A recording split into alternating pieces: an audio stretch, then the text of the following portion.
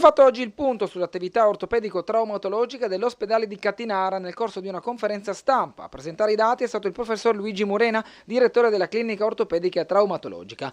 La struttura, che fa parte dell'azienda sanitaria universitaria Giuliano Isontina, è oggi un vero e proprio centro di riferimento, un hub, per il trattamento dei traumi e delle patologie dell'apparato muscoloscheletrico, sia in situazioni d'urgenza sia per interventi programmati. Dal 2015 la clinica ha avviato un importante processo di riorganizzazione. È stata introdotta la guardia attiva 24 ore su 24 e sono stati attivati ambulatori specialistici dedicati a problematiche specifiche come spalla, ginocchio, mano, piede, osteoporosi, fragilità scheletriche e protesi articolari.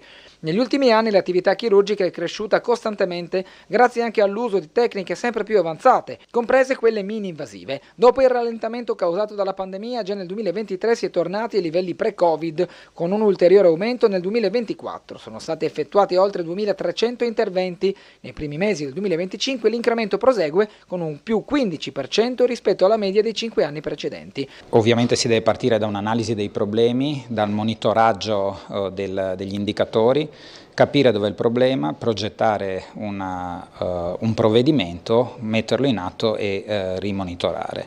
E poi fondamentale sono le risorse umane, cioè avere buoni professionisti, mantenersi aggiornati e uno spirito di squadra e di gruppo per camminare tutti nella stessa direzione per ottenere i risultati. Importanti anche i risultati nella chirurgia ambulatoriale, attivata nel 2024 per trattare in modo più mirato i pazienti e ottimizzare le risorse disponibili. La struttura si distingue anche per l'efficienza nella gestione delle fratture da fragilità.